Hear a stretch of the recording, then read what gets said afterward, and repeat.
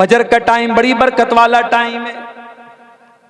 ओ दौलत कमाने वालों, ओ बड़े बड़े बिजनेस करने वालों, पैसा कमाने वालों, फजर की 2 रकात नमाज जो सुन्नत पढ़ी जाती है, अल्लाह के प्यारे नबी फरमाते हैं रकातल फजरी खैरुम मिनद दुनिया व मा फीहा।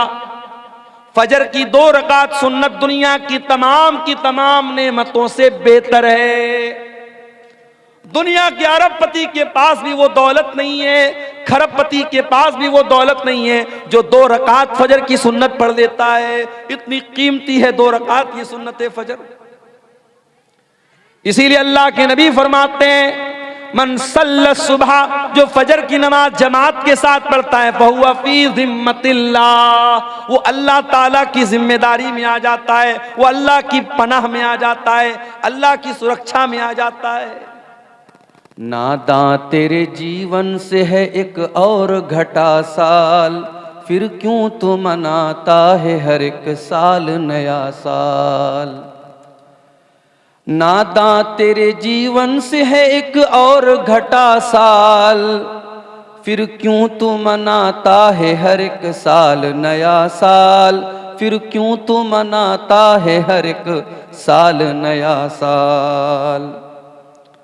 जो बात गलत है वो छुपाना भी गलत है, सच है जी नया साल मनाना भी गलत है। ये नफ्स का धोखा है, ये शैतान की है चाल।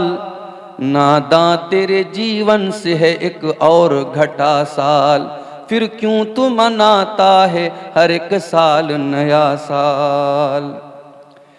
एक साल के आने पे खुशी है तुझे इंसान, लेकिन तुझे इस बात की परवाह नहीं नादान। आएगा नहीं लौट के वो गुजरा हुआ साल, आएगा नहीं लौट के वो गुजरा हुआ साल। नादा तेरे जीवन से है एक और घटा साल, फिर क्यों तू मनाता है हर एक साल नया साल, फिर क्यों तू मनाता है हर एक साल नया साल। क्या बुराइयों में कोई कमी आ रही है? कोई कमी नहीं आ रही है। हर तकरीर में जिना के ऊपर बोला जा रहा है। 10 साल पहले के हालात आप देखिए 2014 के, और आज 2025 में हम दाखिल हो चुके हैं। 10 साल के बाद क्या जिना के वाकयात में कमी आ गई? मुझे याद है गालिबन 2011 या 12 में दिल्ली में चलती बस में एक लड़की का रेप हुआ था। पूरे देश की मीडिया में बड़ा बवाल हुआ था। उसको निर्भया कांड के नाम से जाना जाता है। बड़ा जुल्म हुआ था उस लड़की के साथ, रेप भी किया गया था, उसको मारा भी गया था। लेकिन क्या रेप की घटनाएं बंद हो गई? 5-5 साल की बच्चियों का रेप हो रहा है मेरे भाई। कश्मीर के कठुआ में आपको याद होगा एक मासूम बच्ची जिसका नाम आसिफा था, कितनी बेदर्दी से उस बच्ची को मारा गया, रेप किया गया और मारा गया एक मासूम बच्ची के साथ। जिना के वाकयात बढ़ रहे हैं मेरे भाई। शराब पर आए दिन तकरीरें हो रही हैं। बिहार में तो नीतीश कुमार जी ने पाबंदी लगा दी, साहब शराबबंदी हो गई। कभी कभी ऐसा होता है पटना से अररिया, पटना से किशनगंज में आ रहा हूं, गाड़ी स्पीड में चल रही है, रास्ते में पुलिस वाले रोक रहे हैं। ड्राइवर से पूछा भाई क्या बात है? बोले पुलिस वाले रोक रहे हैं। मैंने कहा क्या मामला है? कहते दारू चेक कर रहे हैं, शराब चेक कर रहे हैं। शराब के लिए चेकिंग हो रही है। लेकिन क्या बिहार में शराब पीना लोगों ने बंद कर दिया? ग्राउंड की हकीकत यह है कि नेपाल के रास्ते और बंगाल के रास्ते पहले से ज्यादा शराब की सप्लाई हो रही है बिहार में। और सिर्फ शराब ही नहीं, आप हैरत करेंगे कि आज हमारा नौजवान किस किस चीज का नशा कर रहा है। साइकिल और बाइक के टायर में जो पंचर बनाने के लिए जो सॉल्यूशन इस्तेमाल होता है, जो मसाला इस्तेमाल होता है, उस मसाले को नौजवान नशे के तौर पर इस्तेमाल करता है। सर्दी और जुकाम में जंडू बाम जिसको बॉडी पर मला जाता है, आज़ाए बदन पे, जिस्म पर, शरीर पे लगाया जाता है, उस जंडू बाम को नशाखोर लोग उसको जो है पाव रोटी के ऊपर, बन के ऊपर लगा के उसको खा रहे हैं और नशा कर रहे हैं। नए नए तरीके अपना करके नशाखोरी हो रही है, बुराइयां बढ़ रही हैं मेरे प्यारे साथियों। तो उस नौजवान ने मुझसे यही सवाल किया था, मौलाना ये तकरीर का फायदा क्या है? तो मैंने मुंबई, उसको तो जवाब नहीं दिया, मैंने मुंबई की तकरीर में यह जवाब दिया था। मैंने कहा एक बात बताऊं आपको, बुराई जितनी भी बढ़ रही हो, अगर इतने बुराई के दौर में भी अगर स्टेज पर और माइक में और मिंबर पर और मेहराब में अगर बुराई को बुराई कहा जा रहा है, यह भी बड़ी बात है। मेरे प्यारे साथियों, एक जमाना ऐसा भी आएगा, आप अपनी आंखों से बुराई को देखेंगे लेकिन आपके अंदर इतना गट्स नहीं होगा, इतनी हिम्मत नहीं होगी कि आप बुराई को बुराई कह सकें। अल्लाह के नबी फरमाते हैं, हसन दर्जे की रिवायत है, ये दुनिया उस वक्त तक फना न होगी, उस वक्त तक खत्म न होगी, यानी कयामत उस वक्त तक नहीं आएगी जब तक एक इंसान दूसरी औरत के साथ पब्लिक प्लेस पर, सार्वजनिक स्थल पर, आम मकाम पर, आम रास्ते में सरेआम जिना करेगा, सरेआम राह चलते जिना करेगा। और उस दौर का जो नेक इंसान होगा, जो मुत्तकी इंसान होगा, जो परहेजगार इंसान होगा, वो कौन होगा? जो जिना से रोकने वाला न होगा, जो उन दो जिना करने वालों को मना करने वाला न होगा, बल्कि उस दौर का मुत्तकी इंसान वो होगा जो कहेगा ऐ मेरे भाई, ये चलते रास्ते में तू काम ये काम तू न कर, तू पब्लिक प्लेस पर तू ये काम न कर, तू इस बाग के पीछे चला जा, तू दीवार के पीछे चला जा, तू बंद कमरे में जाके जो करना है तू कर ले, सबके सामने मत कर। उस दौर का मुत्तकी इंसान वो होगा जो जिना करने वाले से कहेगा सबके सामने तू मत कर, तू जाके दीवार के पीछे तू ये काम कर, तू सबके सामने मत कर। मेरे भाइयों, बुराई पर अगर बात हो रही है, ये बात का होना भी बड़ी बात है। और हमें मालूम नहीं है, मैं अल्लाह का फजलो करम, मैं अपनी कोई खूबी नहीं मानता हूं, अल्लाह का फजलो करम मानता हूं। आज यूट्यूब पर तकरीरें सुन के जब हम उसके कमेंट्स में देखते हैं, बाज नौजवान जब ये कमेंट करते हैं कि मैं तकरीर सुनने के बाद मैं पहले नमाज नहीं पढ़ता था, मैं नमाज पढ़ने लगा। बाज नौजवान व्हाट्सएप पर मैसेज करते हैं कि मौलाना आपकी तकरीर सुनता हूं, फला बुराई मेरे अंदर थी, अब मैंने तौबा कर ली है, मेरे लिए दुआ कीजिएगा। मेरे प्यारे साथियों, हम नहीं जानते कौन इंसान हमारी बात सुन करके अगर तौबा कर ले, इस्लाह कर ले, और वही एक इंसान की तौबा तकरीर करने वाले के लिए भी, तकरीर को ऑर्गेनाइज करने वाले के लिए भी, जलसा कराने वाले के लिए भी नजात का जरिया बन जाए, मगफरत का जरिया बन जाए, हम नहीं जानते मेरे प्यारे साथी। इसीलिए अल्लाह के प्यारे नबी हजरत अली से कहते हैं, लअन यहदियल्लाहु बिका रजुलन खैरुल लका मिन हुम्रिन नाम। ऐ अली, तुम्हारे जरिए अल्लाह ताला अगर किसी एक इंसान को हिदायत दे दे, एक इंसान तुम्हारे जरिए सही रास्ता पा जाए, ऐ अली, तो तुम्हारे लिए सुर्ख ऊंटों से बेहतर है। उस जमाने की बहुत बड़ी प्रॉपर्टी होती थी सुर्ख ऊंट, बहुत बड़ी दौलत होती थी सुर्ख ऊंट। अल्लाह के नबी ने फरमाया कि ऐ अली, अगर तेरे जरिए एक इंसान हिदायत पा जाए तो तेरे लिए ये सुर्ख ऊंटों से बेहतर है। इसलिए मेरे प्यारे साथियों, इस्लाह मुआशरा की ये बातें और ये तकरीरें होती रहनी चाहिए। अब आइए, जो आयत करीमा मैंने आपके सामने पढ़ी थी, दो आयतें अलग अलग कुरान से मैंने पढ़ी थी। पहली आयत मैंने पढ़ी थी सूरह रूम। आइए उस आयत का तर्जमा देखते हैं, फिर बात को आगे बढ़ाते हैं।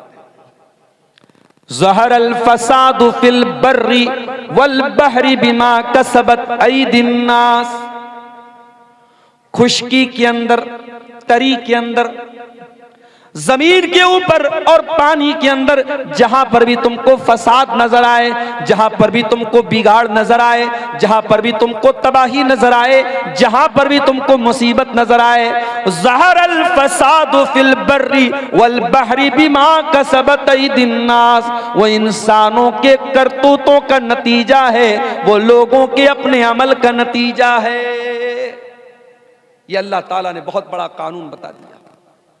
दुनिया में जितनी मुसीबतें हैं, परेशानियां हैं, चाहे कहीं बारिश का ना होना है, कहीं बारिश का ज्यादा होना है, कहीं सैलाब का आना है, कहीं जालिम हुकूमत का आना है, जितनी भी मुसीबतें हैं वो इंसानों के करतूतों का नतीजा है, वो इंसानों के पापों का और इंसान के गुनाहों का नतीजा है। दूसरी आयत जो मैंने पढ़ी थी कुरान करीम के 30वें पारे से मैंने पढ़ी थी, सूरह फज्र की कुछ आयतें।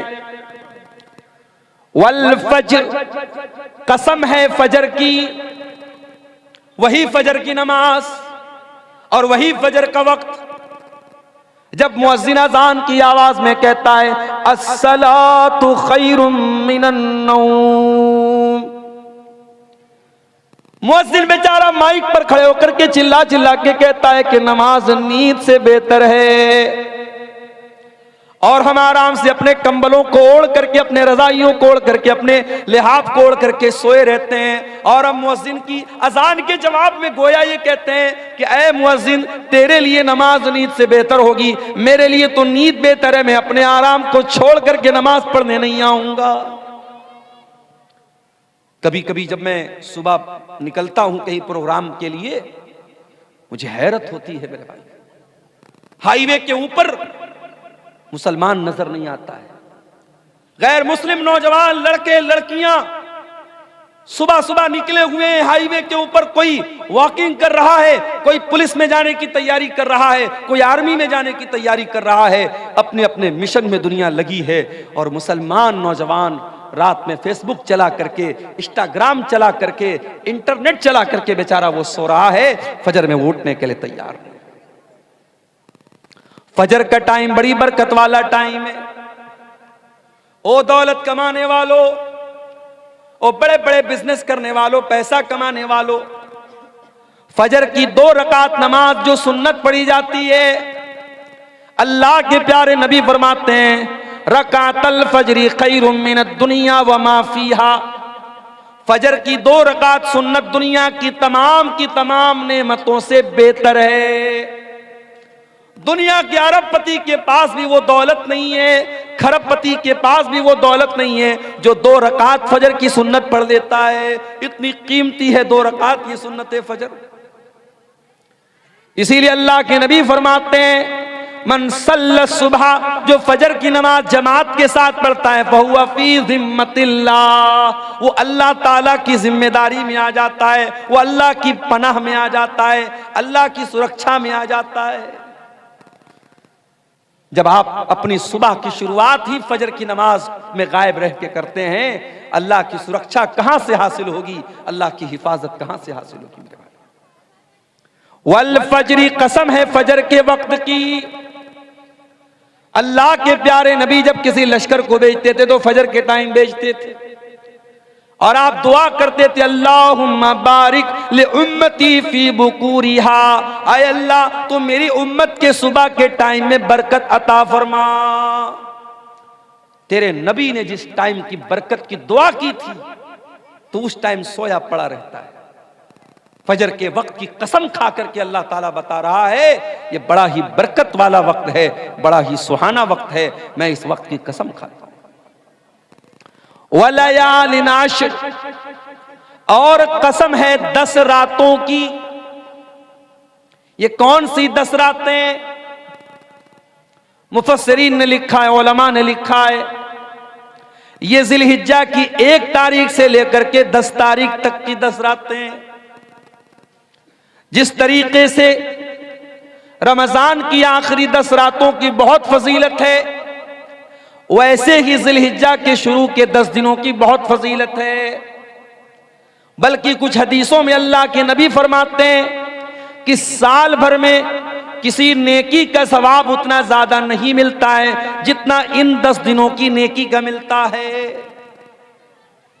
रमजान में तो थोड़ी बहुत हम लोग नेकी करते हैं, मगर जिलहिज्जा का जब महीना आता है, कोई बकरा खरीद रहा है, कोई बैल खरीद रहा है, कोई कुर्बानी का जानवर खरीद रहा है, बस उतना ही हम उसका ख्याल करते हैं। जिलहिज्जा के शुरू के 10 दिन बड़े कीमती हैं, अल्लाह ताला कसम खा रहा है।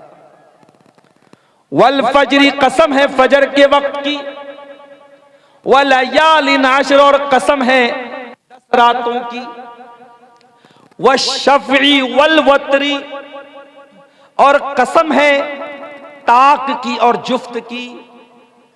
ताक और जुफ्त समझते हैं, जिसको इंग्लिश में ऑड एंड इवन बोलते हैं। पता नहीं आपके बंगला में या शेरशाबादी भाषा में उसको क्या बोलते हैं। हमारे यहां बनारस की भाषा में बोलते फुट और जोड़ा। 2 है तो जोड़ा, 1 है 3 है तो फुट बोलते हैं उसको। आपके यहां क्या बोलते हैं? जोड़ बेजोड़। जोड़ बेजोड़ की कसम खा रहा अल्लाह ताला। अल्लाह ताला बेजोड़ है, एक है, वो 2 नहीं हो सकता। दुनिया की हर चीज का जोड़ा मौजूद है। जमीन का जोड़ा आसमान, अंधेरे का जोड़ा उजाला, लड़के का जोड़ा लड़की, हाथ का जोड़ा पैर, हर चीज का जोड़ा मौजूद है। हर चीज का कोई ना कोई अपोजिट मौजूद है। लेकिन अल्लाह तबारक व तआला एक ऐसी जात है, उसका कोई जोड़ा नहीं। वशफ़ी वल वतरी, कसम है जोड़ की और बेजोड़ की, ताक की और जुफ्त की। वल्लैली इज़ा यस्र, और कसम है रात की, जब रात अपना सफर तय करने लगती है, रात गुजरने लगती है। आज की रात भी गुजर रही है। मैं आपके इलाके में अभी आ रहा था, मेरी अहलिया का फोन आया, बात होने लगी, पूछ रही थी पहुंचे नहीं पहुंचे।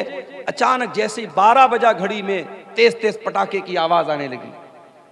मेरी अहलिया कहने लगी लग रहा है कोई बारात वारात आई है, कोई मामला है। मैंने कहा बारात वारात नहीं आई है, 31 दिसंबर की रात है आज। सारी दुनिया में जश्न मनाया जा रहा है, नए साल का इस्तिकबाल हो रहा है। कैसे? शराब पी करके, आतिशबाजी करके, जिना करके, नंगी औरतों को नचा करके, होटलों में अय्याशी करके ये नया साल का जश्न मनाया जा रहा है। और ये नया साल का जश्न सिर्फ ईसाई नहीं मना रहा है, सिर्फ क्रिश्चियन नहीं मना रहा है, सिर्फ अंग्रेज नहीं मना रहा है, ये ला इलाहा इल्लल्लाह और मुहम्मदुर रसूलुल्लाह पढ़ने वाला भी मना रहा है। अरे नादान, तेरी जिंदगी की दीवार से एक और ईंट गिर गई। तू 2024 में 24 साल का था, 2025 आया, तू 25 साल का हो गया।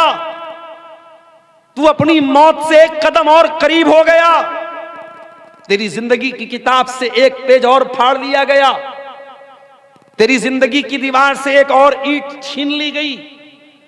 और तू सेलिब्रेट कर रहा है, तू शुभकामनाएं दे रहा है, तू मैसेजेस कर रहा है। नए साल की रात में मैसेज काम नहीं करता। आपको याद होगा, कंपनियों का मैसेज आ जाता है कि भाई आज की रात मैसेज काम नहीं कर रहा है। इतना ज्यादा लोग एसएमएस भेज रहे हैं, इंटरनेट काम करना बंद कर देता है कभी कभी। इतना रश हो जाता है इंटरनेट के ऊपर। वल्लैली इज़ा यस्र, कसम है रातों की, रात अपना सफर तय कर रही है। यही रात है कोई होटल में नाच रहा है और आप बगला डांगी के इस जलसे में, इस पिंडाल के नीचे बैठ करके अल्लाह और उसके रसूल की बातों को सुन रहे हैं। कोई अल्लाह का बंदा ऐसा भी होगा जो रात के इस सन्नाटे में बैठ करके अल्लाह की बारगाह में दुआएं कर रहा होगा। कोई अल्लाह का बंदा ऐसा भी होगा जो तहज्जुद की नमाज पढ़ रहा होगा। कोई अल्लाह का बंदा ऐसा भी होगा जो अपने गुनाहों पर शर्मिंदा होकर के अल्लाह से माफी मांग रहा होगा, अल्लाह से तौबा कर रहा होगा, अपने गुनाहों पर रो रहा होगा। वल्लैली इज़ा यस्र, कसम है रात की, जब वो अपना सफर तय करती है, रात चलती रहती है। रात चल रही है और रात में लोग अपना अपना काम कर रहे हैं। हल फी ज़ालिका क़समुल लिज़ी हिज्र, ऐ मेरे बंदो, मैं फजर की कसम खा रहा हूं, मैं 10 रातों की कसम खा रहा हूं, मैं ताक और जुफ्त की कसम खा रहा हूं, मैं मुख्तलिफ चीजों की कसम खा रहा हूं। हल फी ज़ालिका क़समुल लिज़ी हिज्र, क्या किसी अक्लमंद को इस कसम के अंदर कोई अहमियत नजर आती है? क्या ये कसम अक्लमंदों को दावते फिक्र दे रही है? क्या अक्लमंद लोग गौर कर रहे हैं कि अल्लाह कसम क्यों खा रहा है? अलम तरा कैफ फ़अल रब्बुका बिआद, क्या तुमने नहीं देखा कि अल्लाह ताला ने कौम आद के साथ क्या किया? ये कौम आद कौन सी कौम थी? ये लंबे तड़ंगे लोग होते थे, ऊंची ऊंची हाइट होती थी इनकी, पहाड़ों को पर अपना घर बनाते थे और बड़ी ताकतवर कौम थी ये। मारे ताकत के कहा करते थे मन अशद्दु मिन्ना कुव्वा, हमसे ज्यादा ताकतवर कौन है, हमसे ज्यादा शक्तिशाली कौन है, हमसे ज्यादा सुपर पावर कौन है? अल्लाह कह रहा है तुमने देखा नहीं हमने कौम आद के साथ क्या किया? इरम ज़ातिल इमाद, ये बड़े बड़े लंबे पिलर वाले मकान बनाते थे। अल्लती लम युखलक मिस्लुहा फिल बिलाद, इतनी ताकतवर कौम पैदा नहीं की गई। अल्लती लम युखलक मिस्लुहा फिल बिलाद, ऐसी कौम दुनिया में कभी पैदा नहीं की। व तमूद अल्लज़ीना जाबुस सख्र बिल वाद, क्या तुमने नहीं देखा कि हमने कौम समूद के साथ क्या किया? जो कौम समूद पहाड़ों को काट काट करके मकान बनाया करती थी। व फिरऔन ज़िल औताद, और क्या तुमने नहीं देखा कि फिरौन का क्या अंजाम हुआ? जो ना मानने वालों को, जो फिरौन के आगे सजदा नहीं करते थे, जो फिरौन की बात नहीं मानते थे, उनके हाथों और पैरों में कीले ठुकवा करके उनकी जान ले लेता था, उनको मार डालता था। ये बड़ी बड़ी जालिम कौमें थी, कौम आद, कौम समूद और फिरौन। अल्लाह ने फरमाया अल्लज़ीना तगौ फिल बिलाद, ये वो लोग थे जिन्होंने अल्लाह की धरती पर बहुत फसाद किया, बहुत गुनाह के काम किए, बहुत पाप किए, बहुत अल्लाह की नाफरमानी की। फ़अक्तरू फ़ीहल फ़साद, इन्होंने बहुत ज्यादा जमीन के अंदर फसाद मचाया। फ़सब्ब अलैहिम रब्बुका सौत अज़ाब, अल्लाह ने इनके ऊपर अपने अजाब का कोड़ा बरसा दिया। आज अल्लाह के अजाब का कोड़ा हम पर बरस रहा है मेरे भाई, हम रो रहे हैं। हमारी मस्जिदें अल्लाह निशाने पर है जालिम, हमारी मस्जिदों पर ताले लगने की नौबत आ रही है, हमें डराया जा रहा है। कल अल्लाह पूछेगा कयामत के दिन, अरे तू मस्जिदों की क्या बात करता है मेरे बंदे? तेरे गांव की मस्जिद में मुअज्जिन 5 टाइम अजान देता रहा, तो 5 टाइम अपने अल्लाह के घर में, अपने मोहल्ले की, अपने गांव की मस्जिद में तू नमाज पढ़ने नहीं जाता था। तुझे क्या मस्जिद का दर्द था? अल्लाह पूछेगा तो हम क्या जवाब देंगे? दिल्ली की जामा मस्जिद में अभी एक फेसबुक पर एक रील आई, एक गैर मुस्लिम लड़का एक मुसलमान, हालांकि लड़का लड़की दोनों गैर मुस्लिम थे, मगर उसमें उन्होंने एक्टिंग की, एक रील बनाई जिसमें यह दिखाया गया कि एक गैर मुस्लिम लड़के को मुसलमान लड़की से प्यार हो गया। आजकल ये भी चल रहा है ना, मुसलमान लड़कियों को फंसाने के लिए इस तरीके की मूवी बनाई जा रही है और रील्स बनाई जा रही है ताकि मुसलमान लड़कियां अट्रैक्ट हो जाएं इन सब चीजों की तरफ। जामा मस्जिद दिल्ली के अंदर वो वीडियो वायरल हुआ है इंटरनेट के ऊपर कि बाकायदा एक बेहुदा किस्म का वीडियो बनाया जा रहा है और वो भी मस्जिद के अंदर। दिल्ली की कुछ मस्जिदें तो ऐसी हैं जो खंडर बन गई हैं। किसी जमाने में मस्जिद थी, अब खंडर बन गई है और वो लवर पॉइंट बन गया है। लड़का लड़की वहां जाकर के मिलते जुलते हैं और प्यार मोहब्बत की और इश्क व आशिकी की बातें करते हैं। अल्लाह पूछेगा कयामत के दिन कि क्या मस्जिदें इस मकसद के लिए थी, अय्याशी का अड्डा बनाने के लिए, पिकनिक स्पॉट बनाने के लिए? तूने अपने मोहल्ले और गांव की मस्जिदों की फिक्र नहीं की, और तेरे मुल्क में कितनी मस्जिदें ऐसी थी जिनको तू नमाज से आबाद कर सकता था, तूने नहीं किया। तू क्या रोना रोता है मस्जिदों का? फसब्ब अलैहिम रब्बुका सौत अज़ाब, अल्लाह कह रहा है कि तुम्हारे रब के अजाब का कोड़ा उन कौमों के ऊपर बरसा है जिन्होंने अल्लाह की नाफरमानी की। अगर कौम आद ने अल्लाह की नाफरमानी की, कौम समूद ने अल्लाह की नाफरमानी की, फिरौन ने अल्लाह की नाफरमानी की और उनके ऊपर अल्लाह का अजाब आया, तो हम कोई दूध के धुले नहीं है, हम पर भी अल्लाह का अजाब आएगा अगर हमने गुनाह को दावत दी। मेरे प्यारे साथी, माशाअल्लाह हाजी साहब चेहरे पर भरपूर दाढ़ी भी रखे हुए हैं, माथे पर सजदे का निशान भी है, 5 टाइम के नमाजी भी हैं। हाजी साहब से पूछो, हाजी साहब आपके वालिद का इंतकाल हुआ, वालिद प्रॉपर्टी में क्या छोड़ के गए? हाजी साहब ने कहा हमारे वालिद अपनी प्रॉपर्टी में जमीन छोड़ के गए, खेत छोड़ के गए, मकान छोड़ के गए, रुपया पैसा छोड़ के गए। हाजी साहब आपके कितने भाई बहन हैं? हम लोग 2 भाई हैं, 3 बहनें हैं। हाजी साहब आपने अपनी बहनों को अपने बाप की वरासत में, अपने बाप की प्रॉपर्टी में, अपने बाप के तरके में से हिस्सा दिया? हाजी साहब का मुंह बंद, नहीं, बहन को तो नहीं दिया। भाई के साथ बंटवारा कर लिया, बहन को नहीं दिया। बहन को क्या दिया? बहन को इज्जत दे रहे हैं, हर साल बहन को बुलाते हैं, बहन को दावत खिलाते हैं, बहन को थोड़ा बहुत उसका ख्याल रखते हैं। बाप की वरासत में हमने बहन को हक नहीं दिया। हाजी साहब आप कौन से मसलक को मानते हैं? अल्हम्दुलिल्लाह पक्का अहले हदीस हूं। हाजी साहब हाथ कहां बांधते? सीने पर बांधता हूं। आमीन आहिस्ता बोलते हैं कि जोर से? बिल्कुल जोर से बोलता हूं। हाजी साहब नमाज में खड़े होते तो पैर से पैर मिलाते कि नहीं मिलाते? बिल्कुल मिलाता हूं, मैं अहले हदीस हूं, पक्का अहले हदीस हूं। हाजी साहब नमाज में अहले हदीस है, हाजी साहब दाढ़ी के मामले में अहले हदीस है, हाजी साहब नमाज के मामले में अहले हदीस हैं। लेकिन बहन और बेटी का हक देने की बात आई तो हाजी साहब वही करते हैं जो समाज में होता चला आया। मेरे प्यारे साथियों, अल्लाह ताला ने बाकायदा एक सिस्टम बनाया है कि किसी के मरने के बाद उसकी प्रॉपर्टी में, उसकी जमीन में, उसकी जायदाद में कौन कौन वारिस होगा। और शरीयत ने बाकायदा उसका कानून बनाया है जिसको इस्लाम का निज़ाम मीरास कहते हैं, इस्लाम का कानून वरासत कहते हैं। अगर आपको इसको जानना है तो कुरान की सूरह निसा की जाकर के तिलावत कर लीजिए। सूरह निसा की सिर्फ 3 आयतों में अल्लाह ताला ने पूरा इस्लाम का सिस्टम ऑफ इनहेरिटेंस, वरासत का जो कानून है अल्लाह ने बयान किया। और अल्लाह ताला ने जब वरासत का कानून बयान किया तो क्या फरमाया? तिल्का हुदूदुल्लाह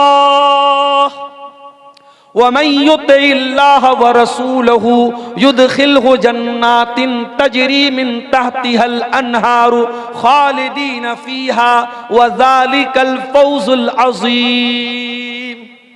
ऐ मेरे बंदो, ये वरासत का कानून जो मैंने बयान कर दिया, ये मेरा बनाया हुआ कानून है, ये मेरा बनाया हुआ सिस्टम है, और जो इसको मानेगा वो जन्नत में जाएगा।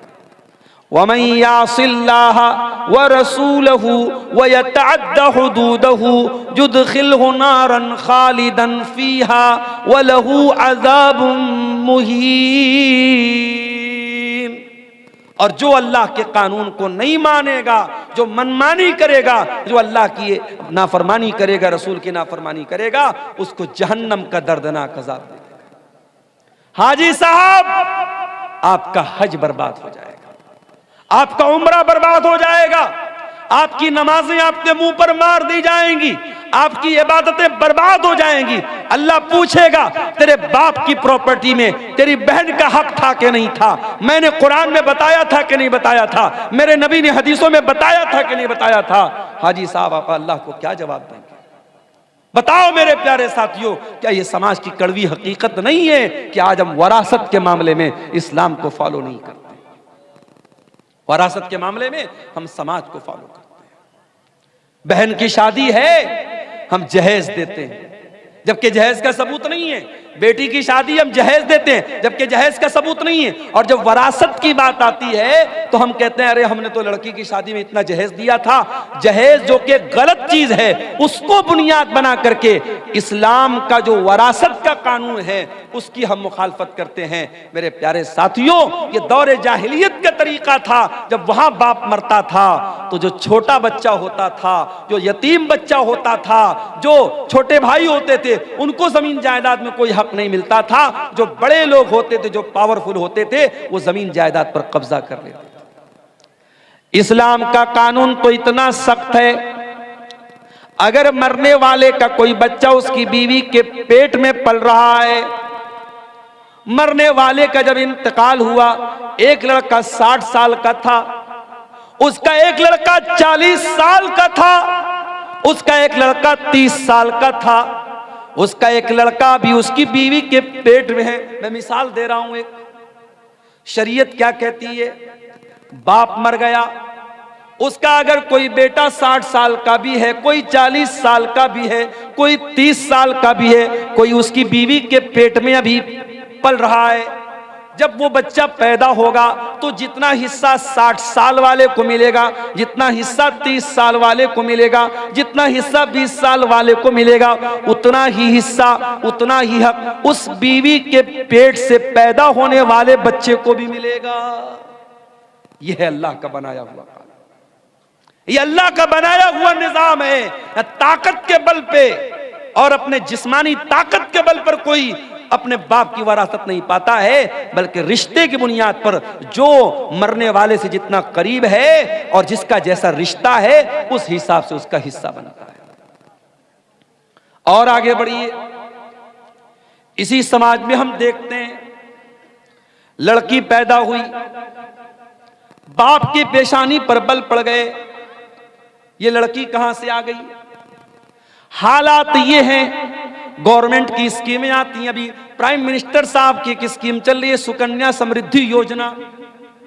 लड़कियों के नाम पर पैसा इकट्ठा करो, जब वो 20 साल की हो जाएं, शादी के काबिल हो जाएं, तो आपके पास अच्छा खासा पैसा हो जाए। यानी कहीं ना कहीं समाज में ये सोच मौजूद है कि लड़की आई है तो एक बोझ बन के आई। बेटी पैदा हुई तो माँ बाप के माथे पर बल पड़ गए, ये मुसीबत कहां से आ गई? कल जब ये लड़की जवान होगी, हमें इसकी शादी करना पड़ेगा, इसके जहेज का इंतजाम करना पड़ेगा। इस जहेज की रस्म ने कितनी बच्चियों की, मेरे प्यारे साथियों, जान ले ली। गरीब बाप अपनी बेटी के जहेज का इंतजाम नहीं कर पा रहा है, बाप चिंता में जिंदगी गुजार रहा है, बेटी चिंता कर रही है कि मेरा बाप कब मेरी शादी करेगा। बेटे तो कभी कभी खुल के बोल देते हैं बाप से, मेरी शादी कराइए। बेटा कुछ करे या ना करे, कमाए या ना कमाए, शादी के काबिल हो गया तो बाप को जाके सुना देगा, मेरी शादी क्यों नहीं करा रहे। बेटी तो नहीं सुनाती ना, बेटी तो शर्माती है। बेटी 25 साल की हो गई, 30 साल की हो गई, 35 साल की हो गई, अब तो रिश्ते नाते आने भी बंद हो गए। मेरे प्यारे साथियों, इस जहेज की रस्म की वजह से कितनी लड़कियों की जवानी बर्बाद हो गई, उनको रिश्ते नहीं मिल रहे हैं। और एक बात बोलूं आपसे, अगर आप जहेज को रोकना चाहते हैं तो आप सिर्फ लड़की वालों को, ये लड़के वालों से के कहने से ये काम नहीं चलेगा कि आप जहेज मत लीजिए। लड़की वालों की भी जिम्मेदारी है कि वो दीनदारी देख करके शादी करें। अगर लड़के वाले लालच कर रहे हैं कि हम ऐसी लड़की के यहां शादी करें जहां से जहेज ज्यादा मिलेगा, तो माफ करना, लड़की वाले भी लालची होते हैं और वो तलाश करते हैं ऐसा रिश्ता जहां दामाद बहुत पैसे वाला या सरकारी नौकरी वाला या बहुत बड़ा बिजनेसमैन मिल जाए। अगर कोई मिडिल क्लास का लड़का है, कोई मामूली कमाने वाला लड़का है, उस लड़के के साथ कोई जल्दी अपना रिश्ता करना नहीं चाहता है।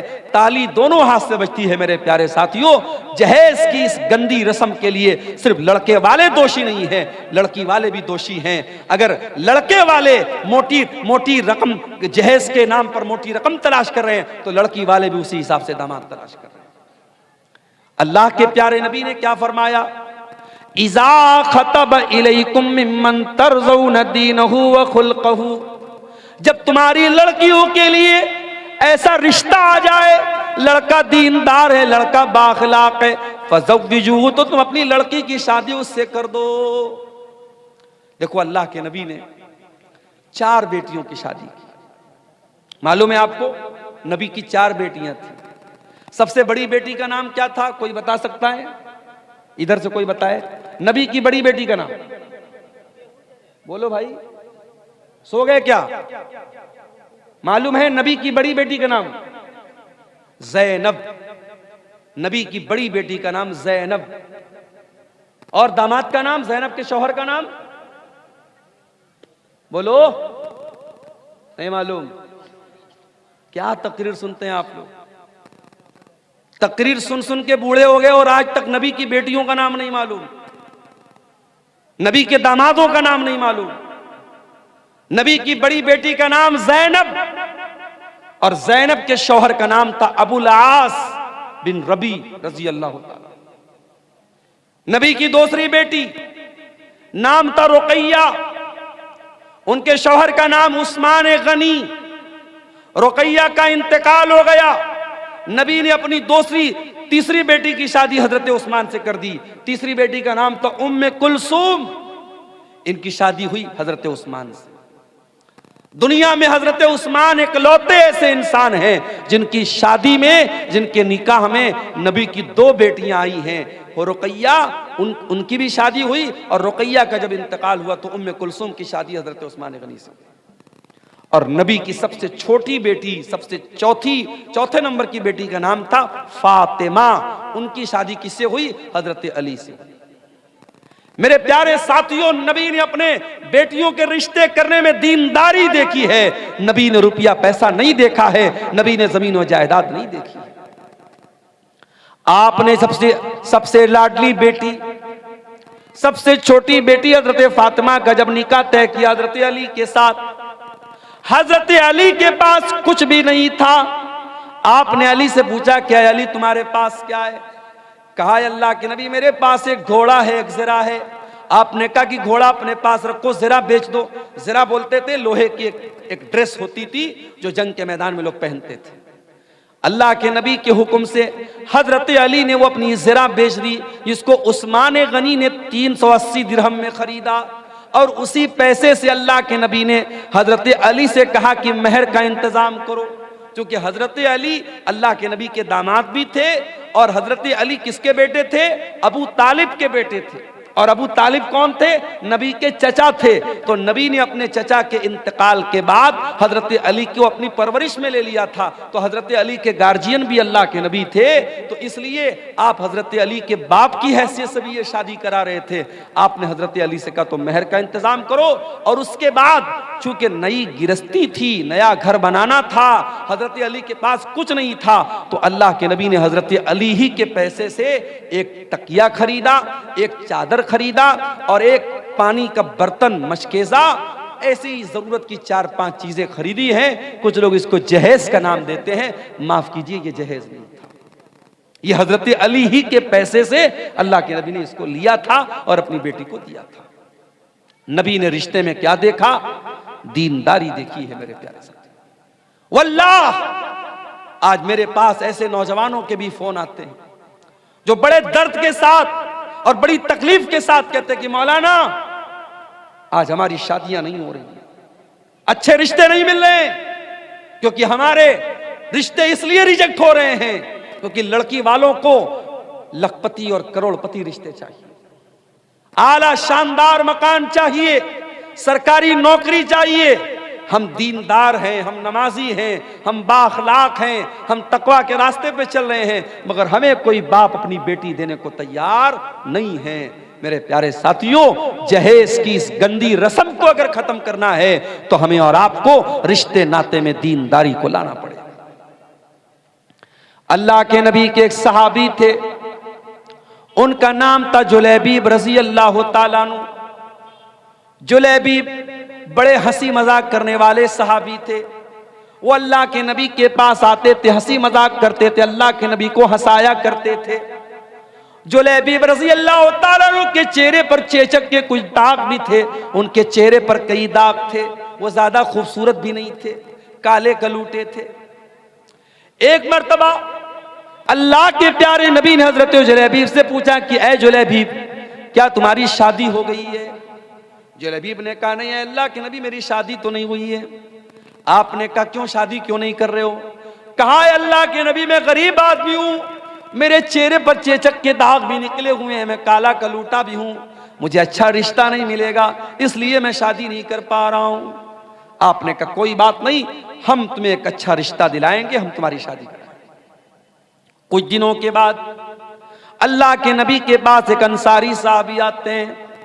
अय अल्लाह के नबी, मेरी बहुत खूबसूरत एक बेटी है, मैं अपनी बेटी के लिए एक अच्छा रिश्ता तलाश कर रहा हूं। मेरी बेटी बहुत नेक है, दीनदार है, 5 टाइम की नमाजी है, मुत्तकी और परहेजगार है मेरी बेटी। अय अल्लाह के नबी, मैं अपनी बेटी का निकाह करना चाहता हूं, अगर कोई अच्छा रिश्ता हो तो बता दे। आपने कहा कि आपकी बेटी के लिए एक रिश्ता मेरे पास है। सहाबी बहुत खुश हो गए, कहा अल्लाह के नबी जल्दी बताइए किसका रिश्ता है? आपने कहा हम तुम्हारी बेटी की शादी जुलैबीब से करना चाहते हैं। सहाबी जानते थे जुलैबीब को, सहाबी के माथे पर बल पड़ गया, लेकिन चूंकि अल्लाह के नबी की बात थी इसलिए कुछ कह भी नहीं सकते थे। कहा अल्लाह के नबी, मैं एक मर्तबा अपने घर में मशवरा कर लेता हूं, उसके बाद आपको कोई जवाब देता हूं। अंसारी साहबी अपने घर आए, बड़े गौर से सुनना मेरे प्यारे साथियों, नबी के दौर में, सहाबा के दौर में शादियां कैसे होती थी और रिश्ते कैसे होते थे, जरा गौर करना। अंसारी साहबी अपने घर आए और अपनी बीवी से कहने लगे कि ऐ मेरी मोहतरमा, है मेरी बीवी, अल्लाह के प्यारे नबी ने हमें एक रिश्ता दिया है, हमारी बच्ची के लिए, हमारी बेटी के लिए एक रिश्ता पेश किया है। उसकी बीवी भी बहुत खुश हो गई। कहा किसका रिश्ता पेश किया अल्लाह के नबी ने? कहा है मेरी बीवी, अल्लाह के प्यारे नबी ने हमारी बेटी के लिए जुलैबीब का रिश्ता पेश किया है। वो औरत भी जानती थी जुलैबीब बड़े काले कलूटे साहबी हैं, उनके चेहरे पर दाग हैं और वो गरीब भी हैं। कहा कि नहीं नहीं, हमने बड़े अच्छे अच्छे रिश्तों को ठुकरा दिया है, हम अपनी बेटी की शादी जुलैबीब से नहीं कराएंगे। फैसला कर लिया माँ ने और बाप ने कि नहीं, हम ये रिश्ता कबूल नहीं करेंगे, हम लोग अल्लाह के नबी को जवाब दे देंगे कि अल्लाह के नबी हमें ये रिश्ता मंजूर नहीं है। बाप जब जाने लगा घर से, अंदर से लड़की आई, ऐ मेरी अम्मी जान, ऐ मेरे अब्बू जान, 1 मिनट मेरी बात सुन लीजिए।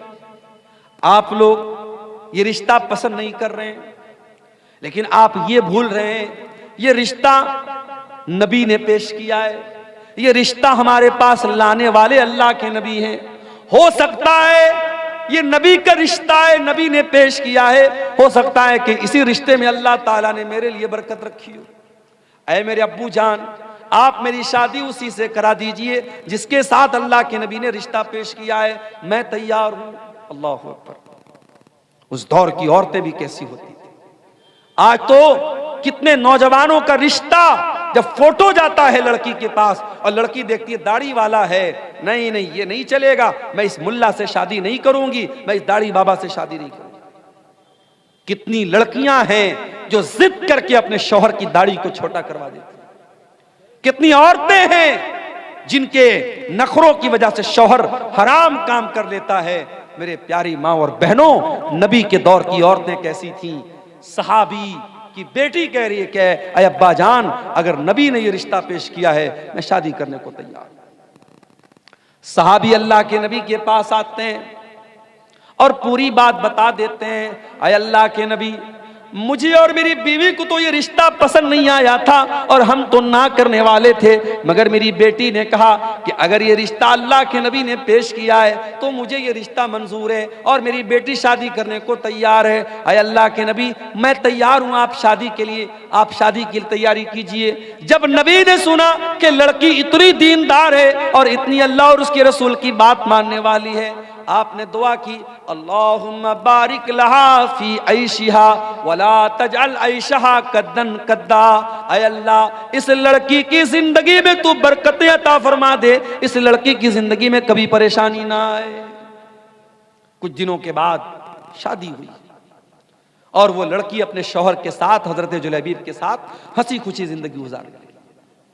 कुछ दिनों के बाद अल्लाह के नबी सहाबा के साथ एक जंग में जाते हैं। उस जंग में जुलैबीब भी जाते हैं। और जंग के बाद जब शहीदों की लाशों को रखा जाता है, हजरत जुलैबीब रज़ी अल्लाह ताला अन्हु मैदान जंग में उनकी लाश नहीं मिलती है। अल्लाह के नबी अपने सहाबा से कहते हैं जरा तलाश करो, कहीं ना कहीं जुलैबीब की लाश भी मिलेगी।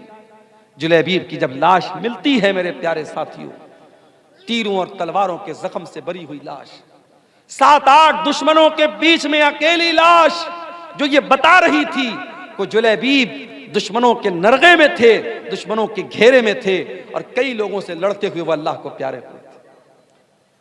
अल्लाह के नबी ने देखा जुलैबीब को, आपने कहा ये मेरा नौजवान सहाबी है, इसने अल्लाह की राह में लड़ते लड़ते जान दे दी है।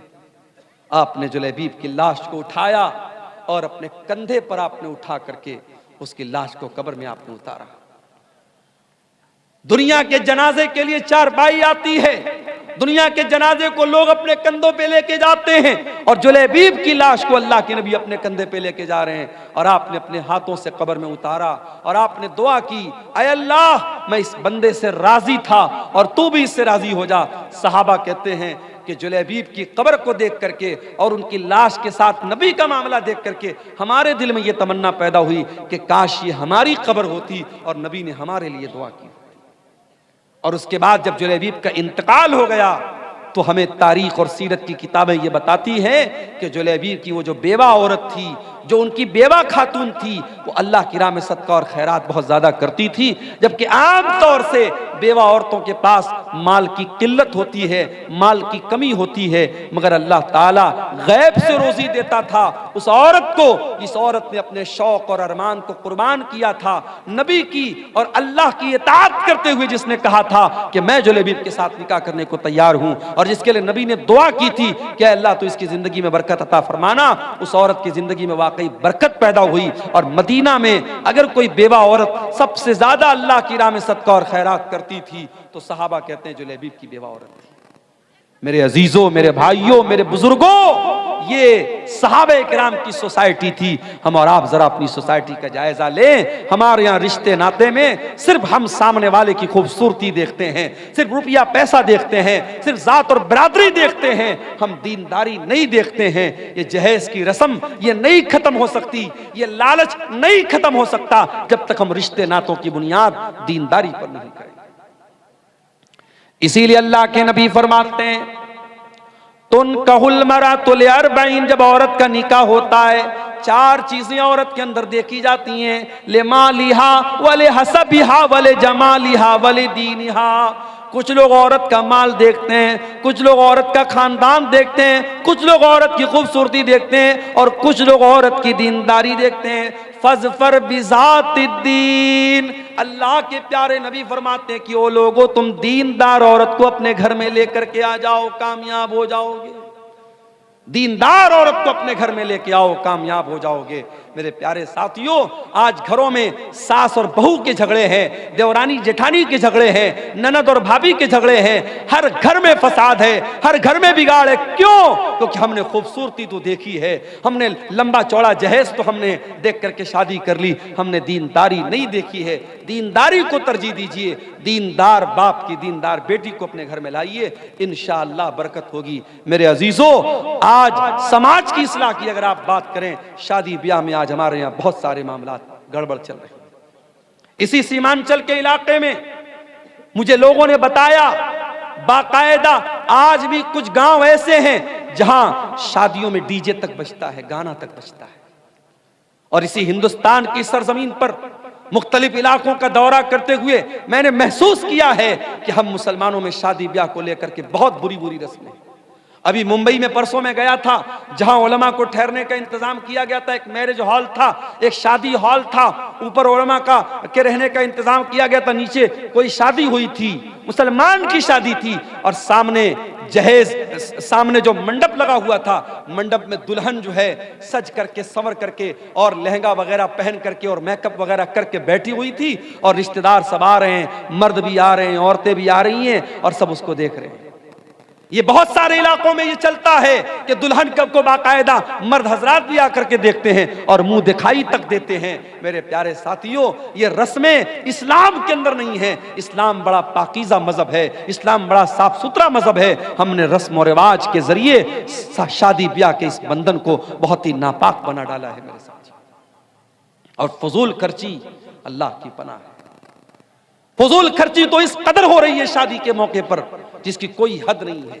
कोई बारात पर पैसे लुटा रहा है, कोई अपनी बेटी को सोने से तौल रहा है, कोई बारातियों पर नोटों की गड्डियां बरसा रहा है, कोई आतिशबाजी पर पानी की तरह पैसे खर्च कर रहा है। वो उम्मत जिसके बच्चे आज भूखे प्यासे तड़प रहे हैं, जिसके गरीब बच्चे आज पैसे की कमी की वजह से अपनी पढ़ाई पूरी नहीं कर पा रहे हैं, जिस उम्मत की कितनी गरीब लड़कियां शादी का इंतजाम न होने की वजह से शादी नहीं कर पा रही हैं, उस उम्मत में पैसे वाले लोग अपनी लड़के और लड़कियों की शादी पर बेतहाशा पैसे खर्च करते हैं। मेरे प्यारे साथियों, ये माल अल्लाह की अमानत है। अल्लाह पूछेगा, ये माल हमने तुमको दिया था, मैंने तुमको इसलिए दिया था ताकि तुम सही रास्ते पर खर्च करो। तुमने माल को फजूल खर्ची में और नाजायज जगहों पर क्यों खर्च किया? मेरे प्यारे साथियों, हमें इसका जवाब देना पड़ेगा। और आगे बढ़िए, समाज की अगर इस्लाह करना है, समाज को अगर सुधारना है, अपने अकीदे की इस्लाह करना भी बहुत जरूरी है। मेरे प्यारे साथियों, जिस समाज के अंदर अकीदा दुरुस्त नहीं होगा, तौहीद दुरुस्त नहीं होगी, जिस समाज के अंदर कब्रों पर सजदा किया जाएगा, जिस समाज में तावीज और गंडा पहना जाएगा, जिस समाज में बिल्ली के आगे से गुजरने पर बाइक को और गाड़ी को ब्रेक लगा दिया जाएगा, जिस समाज में तौहीद का कोई नामो निशान न होगा, मेरे प्यारे साथियों, वो समाज कभी नहीं सुधर सकता है। हम और आप मुसलमान हैं और मुसलमान का मतलब ये होता है वो ला इलाहा इल्लल्लाह और मुहम्मद रसूलुल्लाह का कलमा पढ़ने वाला होता है। हमारे दीन की बुनियाद तौहीद पर है। जब तक हमारी तौहीद सही नहीं होगी, हमारा कोई भी अमल अल्लाह ताला क्या कबूल नहीं होगा। तौहीद जब तक दुरुस्त नहीं है, अल्लाह क्या कोई नेकी हमारी कबूल नहीं होगी। अल्लाह के नबी के आने के पहले मक्का में एक आदमी रहता था जिसका नाम अब्दुल्ला बिन जुदान था। बहुत नेक इंसान था, गरीबों को खाना खिलाया करता था, हाजियों की खिदमत किया करता था, हाजियों को पानी पिलाया करता था। अब्दुल्ला बिन जुदान मर गया। हजरत आयशा ने अल्लाह के नबी से पूछा, आए अल्लाह के नबी, अब्दुल्ला बिन जुदान तो बड़ा नेक इंसान था, इतनी गरीबों की मदद किया करता था, दान पुण्य का काम किया करता था, खैरात किया करता था। आए अल्लाह के नबी, क्या अब्दुल्ला बिन जुदान को उसकी नेकी कयामत के दिन काम देगी? क्या वो अल्लाह ताला के जन्नत में दाखिल हो जाएगा? क्या वो जहन्नम के अजाब से बच जाएगा? अल्लाह के नबी ने फरमाया कि नहीं, ऐ आयशा, अब्दुल्ला बिन जुदान की नेकी उसके कोई काम नहीं आएगी। आए आयशा, अब्दुल्ला बिन जुदान ने कभी ये नहीं कहा था रब्बिग़फिरली खतीअती यौमद्दीन, ऐ मेरे परवरदिगार तू मुझे कयामत के दिन अपने अजाब से बचा लेना। ना वो कयामत के दिन को मानता था, ना अल्लाह ताला की तौहीद को मानता था। मेरे प्यारे साथियों, जब तक तौहीद हमारे अंदर नहीं होगी, जब तक ईमान हमारा ठीक नहीं होगा, तब तक अल्लाह ताला की हमारी कोई भी नेकी कबूल नहीं होगी। अभी मोबाइल पर फेसबुक ऐसे ही खोला मैंने, एक मौलवी चिल्ला चिल्ला के तकरीर कर रहा था कि खाने काबा गौसे आजम के घर का तवाफ लगाता है। गौसे आजम किसको बोलते हैं? हजरत शेख अब्दुल कादिर जिलानी रहमतुल्लाह अलैह को गौसे आजम बोलते हैं। गौस माने मददगार, आजम माने सबसे बड़ा। गौसे आजम माने सबसे बड़ा मददगार। यानी आज मुसलमान अल्लाह को नहीं, किसी वली को और किसी नेक बंदे को कह रहा है कि वो गौसे आजम है। और मुसलमान का ये अकीदा है कि अल्लाह का घर खाने काबा, जिसका सारी दुनिया के मुसलमान जाकर के तवाफ करते हैं, खाने काबा शेख अब्दुल कादिर जिलानी के घर का तवाफ करता है। मेरे प्यारे साथियों, ये अकीदा मुसलमान रख रहा है और मुसलमान का मौलवी बयान कर रहा है। और यही वो अकीदा था जिसके बारे में मौलाना अल्ताफ हुसैन हाली ने कहा था कि करे गैर गर्बुत की पूजा तो काफिर, कवाकिब में माने करिश्मा तो काफिर, झुके आग पर बैर सजदा तो काफिर, जो ठहराए बेटा खुदा का तो काफिर, मगर मोमिनों पर कुशादा है राहें, परस्तिश करें शौक से जिसकी चाहें, नबी को जो चाहें खुदा कर दिखाएं, इमामों का रुतबा नबी से बढ़ाएं, मज़ारों पे जा जा के नजरें चढ़ाएं, शहीदों से जा जा के मांगे दुआएं, न तौहीद में कुछ कमी इससे आए, न इस्लाम बिगड़े न ईमान जाए।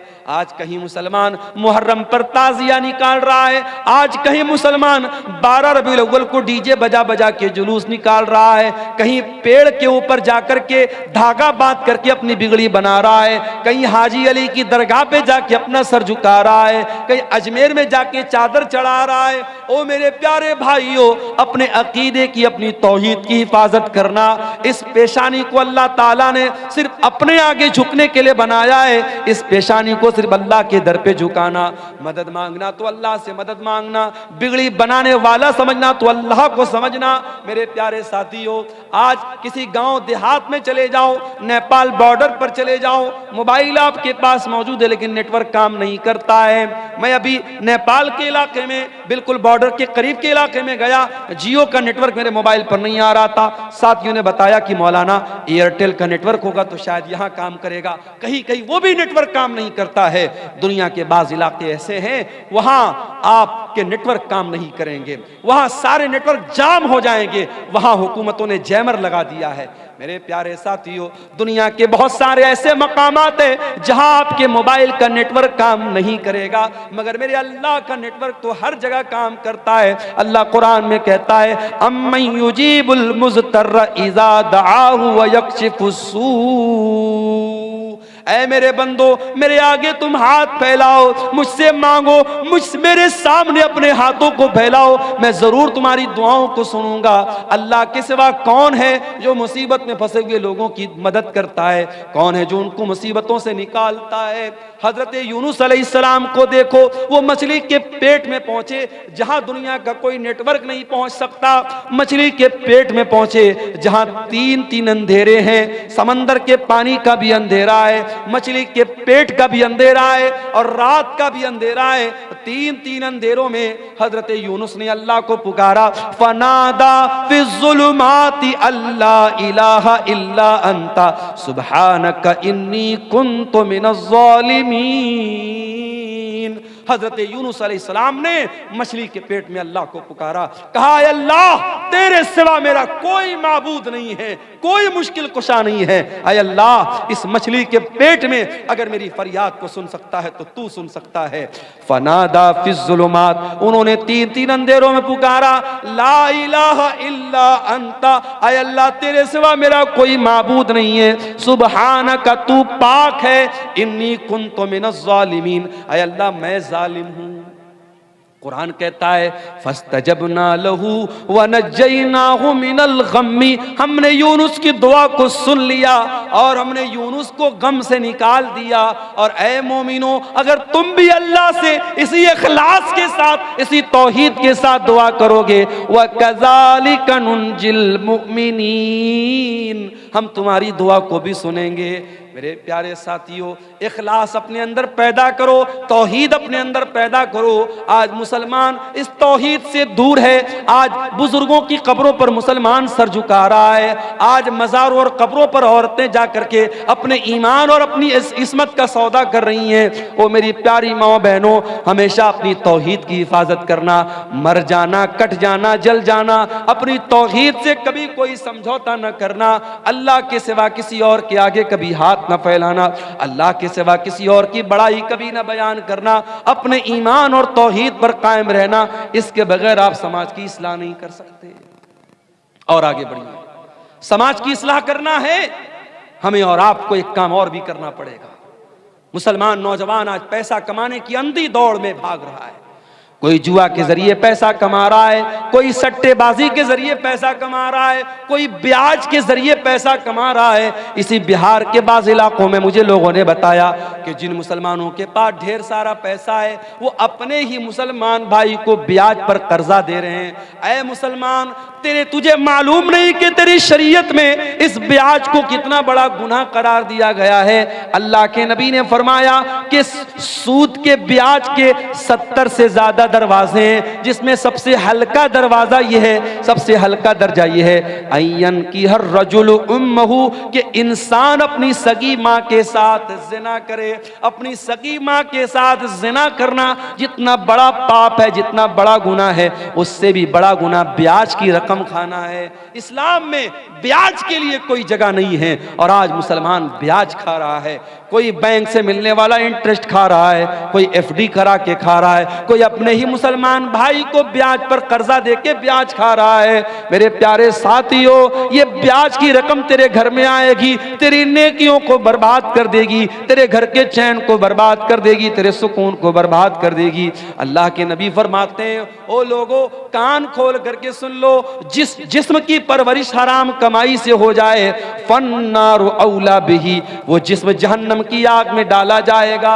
अल्लाह के नबी फरमाते हैं, इन्नल्लाह तय्यिबुन ला यक़बलु इल्ला तय्यिबा, अल्लाह पाक है और पाक चीजों को कबूल करता है, अल्लाह नापाक चीजों को कबूल नहीं करता है। फिर अल्लाह के नबी फरमाते हैं, ओ लोगों, अल्लाह कुरान में ईमान वालों को भी यही हुक्म देता है, या अय्युहल्लज़ीना आमनू कुलू मिम्मा फिल अर्ज़ि हलालन तय्यिबा, ऐ ईमान वालों, जमीन के अंदर जो हलाल चीजें वो खाया करो। और अल्लाह अपने रसूलों से कहता है, या अय्युहर रुसुलु कुलू मिनत तय्यिबाति वअमलू सालिहा, ऐ मेरे पैगंबरों, ऐ मेरे रसूलों, पाक चीजों को खाया करो, हलाल चीजों को खाया करो। रसूलों को भी अल्लाह ने हलाल खाने का हुक्म दिया और ईमान वालों को भी अल्लाह ने हलाल खाने का हुक्म दिया।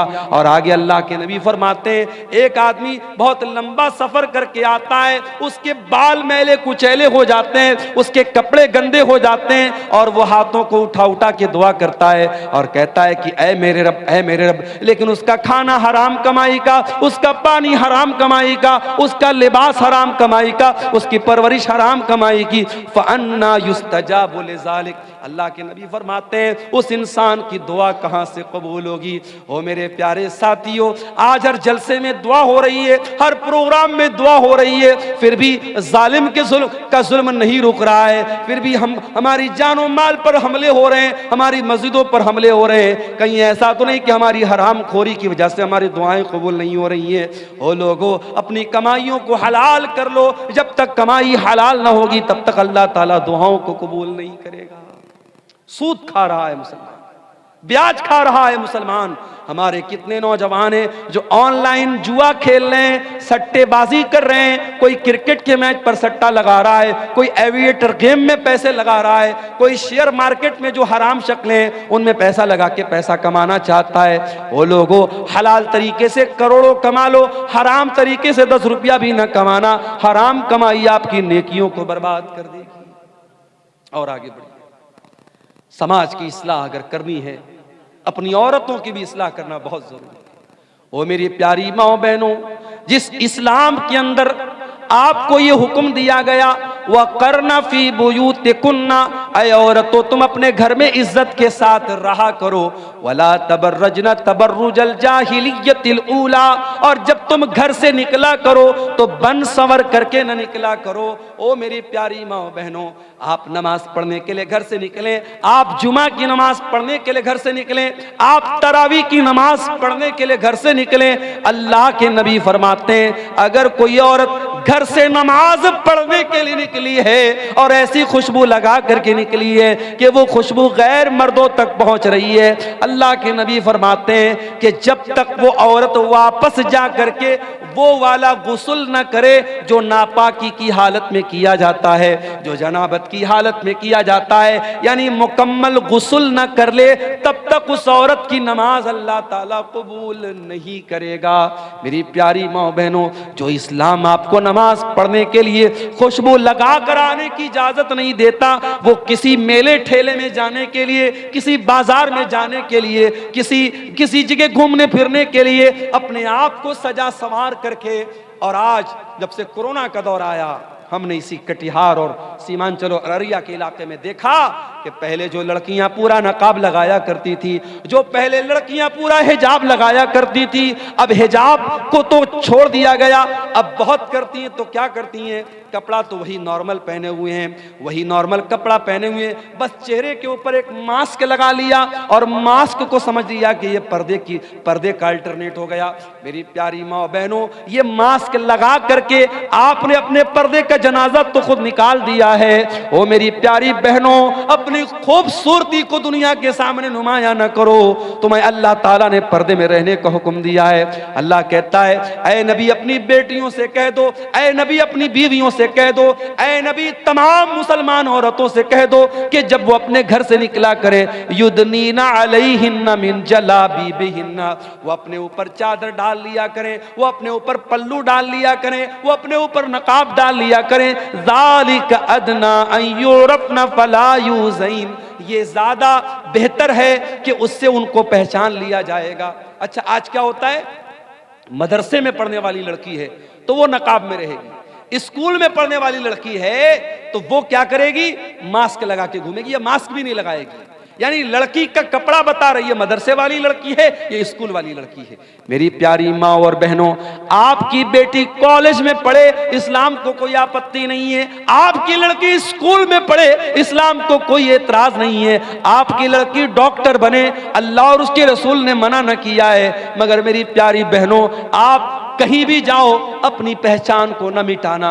और मैं ऐसी भी अपनी बहनों को जानता हूं, कॉलेज वो जा रही हैं, सर से पैर तक नकाब में जा रही हैं, अपनी क्लास में अपने टीचर के सामने भी वो नकाब में रहती हैं। मैं ऐसी मुसलमान लड़कियों को भी जानता हूं, उनके कॉलेज में जब डिग्री दी गई, जब गोल्ड मेडल दिया गया और गोल्ड मेडल देने के टाइम उनसे कहा गया कि जब तक आप अपने चेहरे का नकाब नहीं उतारेंगी हम आपको गोल्ड मेडल नहीं देंगे। उस मुसलमान लड़की ने गोल्ड मेडल लेने से इनकार कर दिया, उस लड़की ने डिग्री लेने से इनकार कर दिया, मगर अपने चेहरे को दुनिया के सामने नकाब को खोलना गवारा न किया। ओ मेरी प्यारी बहनों, ऐसी दीनदार बहनों की आज जरूरत है। एक बात बोलूं, सोशल मीडिया पर नकाब का बहुत मजाक उड़ाया जाता है। कभी जाके देखिएगा, नकाब के बारे में बड़े गंदे गंदे कमेंट्स होते हैं सोशल मीडिया पर। जो इस्लाम के दुश्मन हैं वो नकाब का बहुत मजाक उड़ाते हैं। इसलिए मेरी प्यारी बहनों, आपसे एक अनुरोध करना चाहता हूं, एक रिक्वेस्ट करना चाहता हूं, जब नकाब पहन करके कटिहार जाओ, अररिया जाओ, किशनगंज जाओ, बहादुरगंज जाओ, किसी एयरपोर्ट पर जाओ, स्टेशन पर जाओ, कहीं पर भी जाओ, ऐ मेरी बहनों, ये नकाब सिर्फ एक कपड़े का टुकड़ा नहीं है। याद रखना, ये नकाब इस्लाम की पहचान है, ये तुम्हारे कल्चर की पहचान है, तुम्हारे संस्कृति का एक हिस्सा है। ये नकाब बताता है कि तुम मुसलमान लड़की हो, तुम मुसलमान घर की लड़की हो। इस नकाब की लाज रखना, इस नकाब का सम्मान गिरने न देना। ऐ मेरी बहनों, नकाब में रह करके कोई ऐसा काम न करना जो तुम्हें शोभा न देता हो। ये नकाब बताता है तुम इज्जतदार घराने की हो, कोई ऐसा काम न करना। देखिए, जब हम ब्लैक कपड़ा पहनते हैं, ब्लैक कपड़े पर कहीं कोई दाग लग गया मालूम नहीं होता है, लेकिन जब व्हाइट कपड़ा पहनते हैं, व्हाइट पर हल्का सा धब्बा भी लगेगा, दूर से नजर आएगा अब्दुल गफ्फार साहब आपके कुर्ते पर दाग लगा हुआ है। एक हल्का सा धब्बा भी व्हाइट कपड़े पर पहचान लिया जाता है। जो औरत नकाब नहीं पहनती है, जो पर्दा नहीं करती है, वो क्या पहन रही है, कहां जा रही है, दुनिया नोटिस नहीं करेगी। मगर जब नकाब वाली औरत घर से निकलेगी, वो क्या कर रही है, किससे मिल रही है, कहां जा रही है। मेरे प्यारे साथियों, आज बड़े बड़े शहरों में, दिल्ली और मुंबई में बाकायदा ऐसे पार्क हैं, ऐसी जगह हैं जहां लड़के लड़कियां आपस में मिलकर के गुलछर्रे उड़ाते हैं। और मुझे बताने वालों ने बताया कि उन जगहों पर कितनी बुर्का वाली लड़कियां हैं जो अपने बॉयफ्रेंड से जाकर के मिलती हैं, अपने आशिकों से जाकर के मिलती हैं और नकाब में है, पर्दे में है, और उनका जो आशिक है उसके हाथ का कलावा बता रहा है, उसके हाथ की अंगूठी बता रही है वो लड़का मुसलमान नहीं है, वो लड़का गैर मुस्लिम है, वो लड़का मुशरिक है, वो लड़का काफिर है, और ये मुसलमान बुर्का पहन करके उस गैर मुस्लिम लड़के के साथ जाकर के जिना कर रही है, उसके साथ बदकारी कर रही है। मेरे प्यारे भाइयों, मैं कहता हूं उन लड़कियों के माँ बाप कहां मर गए, उनके गार्जियन कहां मर गए, या तो वो इतने अंधे हो चुके हैं उनको खबर भी नहीं कि हमारे घर की बेटी कहां जा रही है, या वो इतने भोले भाले बन चुके हैं कि अपनी बेटी को उन्होंने खुली छूट दे रखी है। मेरे प्यारे साथियों, आपकी भी जिम्मेदारी है, अगर आप बेटी के बाप हैं, आप बेटी के गार्जियन हैं, ये बहुत बड़ी जिम्मेदारी आपके कंधे पर है। अल्लाह कयामत के दिन पूछेगा, इस कदर बुराई का दौर था, लड़के लड़कियां इतना जिना कर रहे थे और तेरे घर में जवान बेटियां थी, तूने अपनी बेटियों की देख रेख क्यों न की, तूने अपनी बेटियों की सही तरबियत क्यों न की। ओ मेरे प्यारे भाइयों, बचपन से अपनी बच्चियों को इतनी अच्छी तरबियत दो, इतना नेक बनाओ, इतना दीनदार बनाओ कि कल जब तुम्हारी बेटियां जवान हो जाएं और गलत कोई काम करने के लिए उनको उकसाएं तो उनके दिल में ये ख्याल आए कि नहीं नहीं, मेरे बाप ने जो तरबियत की है वो तरबियत मुझे गलत कदम उठाने नहीं देगी। और याद रखिए, जब भी कोई लड़की बिगड़ती है, जब भी कोई लड़की गलत रास्ते पर जाती है, तजर्बे की बात आपको बता रहा हूं, एक्सपीरियंस की और अनुभव की बात आपको बता रहा हूं, लड़कियों के बिगड़ने में 3 लोगों का बहुत बड़ा हाथ होता है। लड़की अगर बिगड़ रही है, गलत रास्ते पे जा रही है, 3 लोगों का बहुत बड़ा हाथ है। कौन 3 लोग? जब हजरत मरियम को बच्चा हुआ, ईसा अलैहिस्सलाम पैदा हुए और मरियम अपने बच्चे को लेकर के कौम के पास पहुंची है, तो कौम के लोगों ने क्या कहा था? या उख्ता हारून मा कान अबूकी इम्रा सौइन व मा कानत उम्मुकी बगिया। ऐ हारून की बहन, मरियम के कोई भाई थे जिनका नाम हारून था, वो भी बहुत नेक इंसान थे। ऐ हारून की बहन, ना तो तेरा बाप बुरा इंसान था, ना तेरी माँ बदचलन थी। ऐ मरियम, तू ये पाप कहां से लेके आ गई?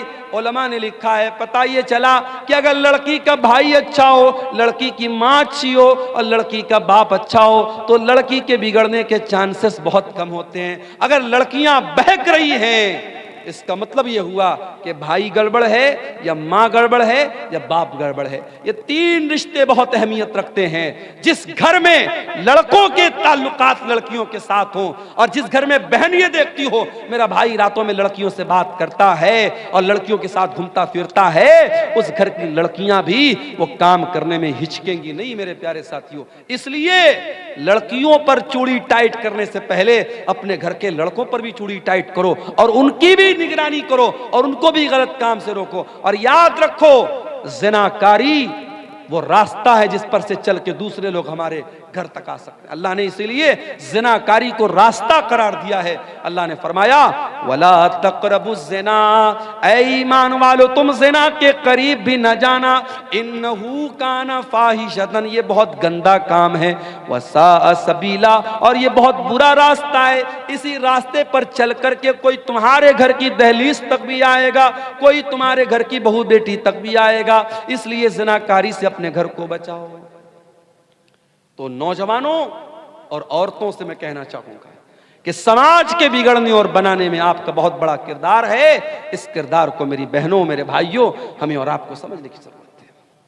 अब एक आखिरी चीज बयान करके हम बात खत्म करेंगे। सर्दियों का मौसम है, बहुत देर तक आपको बिठाना मुनासिब नहीं है। समाज की इस्लाह अगर हमें और आपको करनी है मेरे प्यारे साथियों, एक काम हमको और करना पड़ेगा। आप जानते हैं, इसी बिहार में स्कूलों और मदरसों में मुझे भाइयों ने बताया कि बड़ी सख्ती हो गई है। पहले टीचर आते थे, कितने बजे आए कितने बजे गए कोई खबर नहीं होती थी। अब ऐप आ गया, अब बाकायदा ऐप पर टीचर स्कूल में आया उसको हाजिरी लगाना है, स्कूल से निकला उसको हाजिरी लगाना है। अगर टीचर स्कूल के बाहर कहीं दूसरी जगह से हाजिरी लगाएगा, ऐप बता देगा कि टीचर साहब स्कूल में नहीं है। अब जाहिर है कि सख्ती बढ़ गई। अब सख्ती बढ़ गई तो अब टीचर को वहां रहना पड़ेगा, और अगर कोई टीचर बगैर छुट्टी लिए स्कूल नहीं आया तो फिर आगे से अधिकारी का फोन आता है कि फला टीचर क्यों नहीं आया। इतनी सख्ती है तो सारे टीचर टाइम से आ रहे हैं, सारे टीचर टाइम से जा रहे हैं।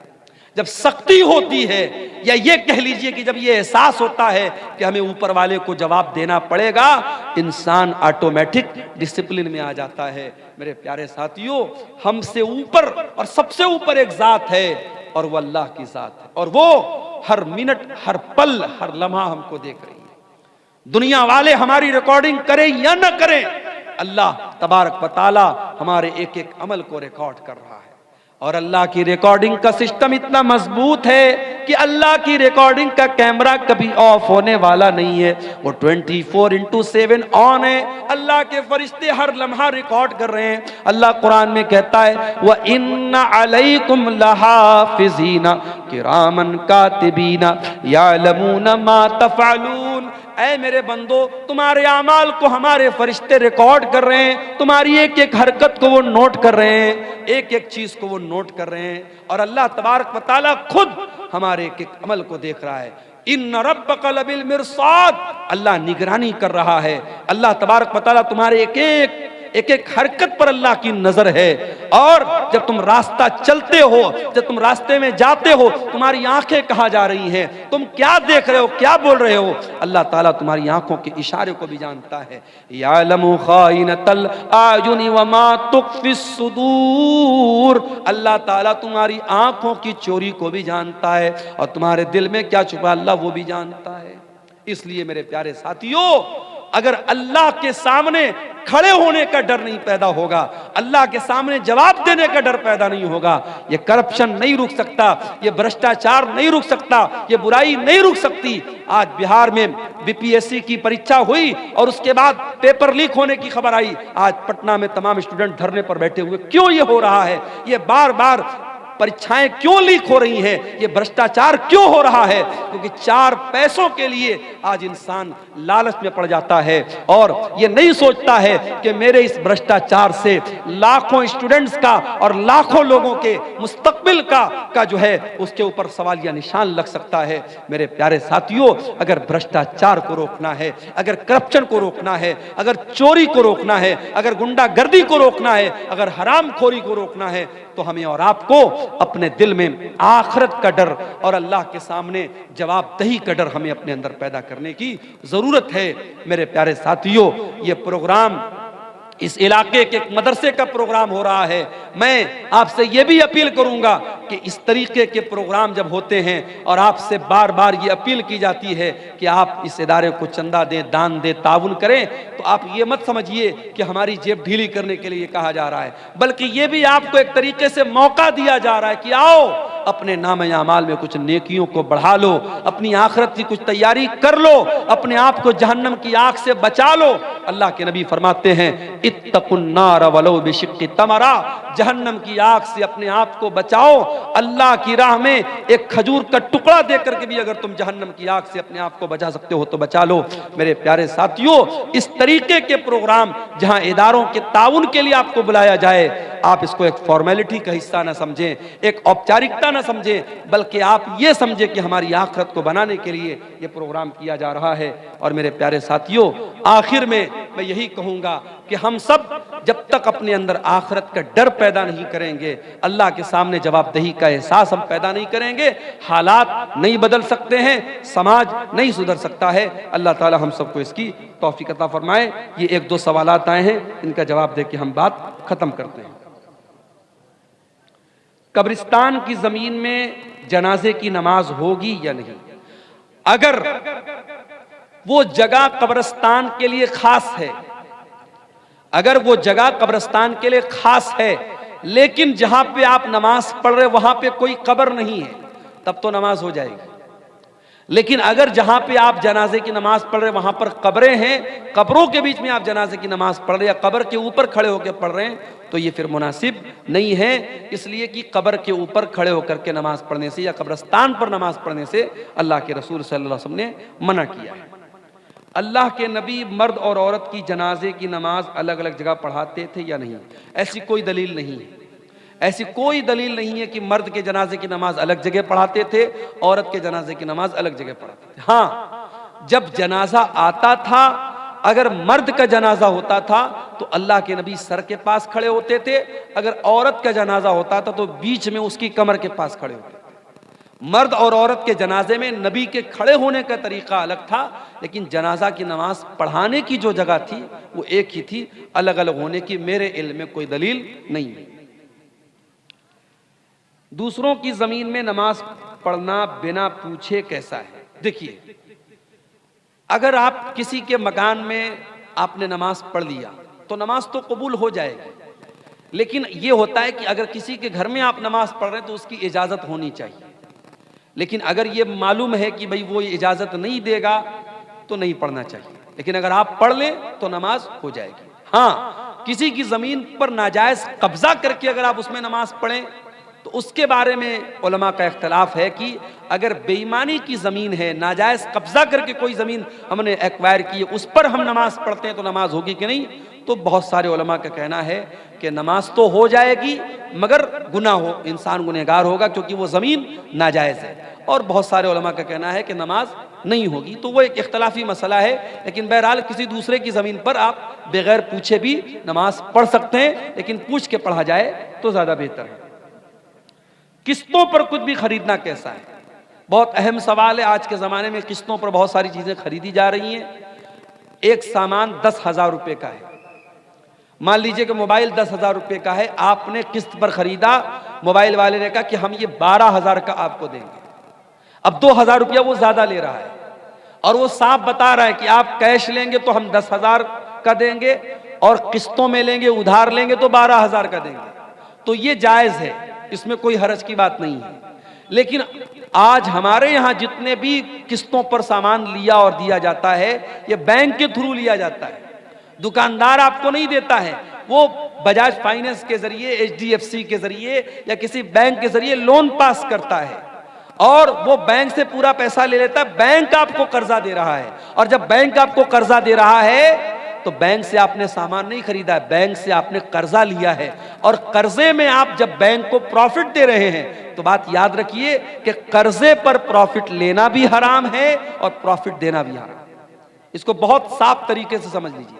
सामान में उधार की और नगद की कीमत अलग हो सकती है, लेकिन आप किसी से कर्जा लेंगे तो उसमें अगर कम ज्यादा रहेगा तो वो गुनाह का काम है। और आज जितनी भी फाइनेंस की स्कीम है सब बैंक के थ्रू होती है और वो दुकानदार बैंक से पूरा पैसा लेता है और बैंक आपको उधार दे रहा है। तो इसलिए ये शक्ल सही नहीं है, ये जायज नहीं है। दूसरी बात ये कि बास इंटरेस्ट कहते हैं 0% इंटरेस्ट, कहते हैं साहब जितने का सामान उतना ही पैसा आपको देना है, एक्स्ट्रा नहीं देना है, मगर उसमें कुछ ढके छुपे कुछ खर्चे रहते हैं। जैसे प्रोसेसिंग चार्ज रहता है, 10,000 का आप मोबाइल लेंगे, 1,000 रुपया प्रोसेसिंग चार्ज लगेगा। उसके बाद अगर आपने महीने की पहली तारीख को EMI पे नहीं की, एक दिन गुजर गया फौरन 100 रुपया पेनाल्टी लग जाएगी, 10 दिन गुजर गया 1,000 रुपया पेनाल्टी लग जाएगी। तो ये जो पेनाल्टी लग रही है ये भी सूद की एक शक्ल है, जायज नहीं है। इसलिए हमारे यहाँ जो फाइनेंस का जो सिस्टम है ये बहुत ही खतरनाक है शरीयत के एतबार से और इसमें सूद की शक्ल मौजूद है। हमें और आपको इसको अवॉइड ही करना चाहिए, इससे परहेज ही करना चाहिए। ये बिल्कुल भी मुनासिब नहीं है, क्योंकि सूद का लेना भी हराम है और सूद का देना भी हराम है। औरत को नौकरी करना चाहिए या नहीं, सरकारी हो या गैर सरकारी? औरत नौकरी कर सकती है, शर्त यह है कि वो पर्दे में रह के नौकरी करे और उसकी नौकरी में गैर मर्दों के साथ इंटरेक्शन उसका ना हो। अगर उसको गैर मर्दों के सामने जाके खड़े होना पड़ रहा है, उनके साथ तन्हाई इख्तियार करना पड़ रहा है, गैर मर्दों के साथ अकेले में मिलना पड़ रहा है, तो फिर ऐसी नौकरी औरत को नहीं करना चाहिए। इसलिए कि जब कोई औरत किसी गैर मर्द के साथ तन्हाई में मिलेगी तो अल्लाह के नबी फरमाते तीसरा वहाँ शैतान होगा और वो शैतान अपना काम करेगा। आज बहुत सारे ऑफिसेज में औरतें काम करती हैं सेक्रेटरी के तौर पे और बॉस की नौकरी करती हैं और उसके बाद बहुत सारे उनके साथ मामलात पेश आते हैं। तो शरीयत में अगर पर्दे के साथ और इज्जत और शराफत के साथ अगर कोई नौकरी औरत को मिल रही है तो वो कर सकती है। लेकिन ये भी याद रखिए कि नौकरी करना ये औरत का काम नहीं है, औरत की ड्यूटी नहीं है। कमा करके लाना मर्द की ड्यूटी है। अगर मर्द की कमाई से घर चल रहा है, सुकून की रोजी आ रही है, तो उसी पर इक्तफा किया जाए, बिला वजह औरत से नौकरी न करा जाए। लेकिन अगर इज्जत के साथ और पर्दे के साथ औरत नौकरी करना चाहे तो कर सकती है, कोई हरज की बात नहीं है। ठेके पर जमीन लेना और सालाना कुछ क्या लिखा है, कटौती करना, क्या मतलब है? ठेके पर जमीन लेने का क्या मतलब है?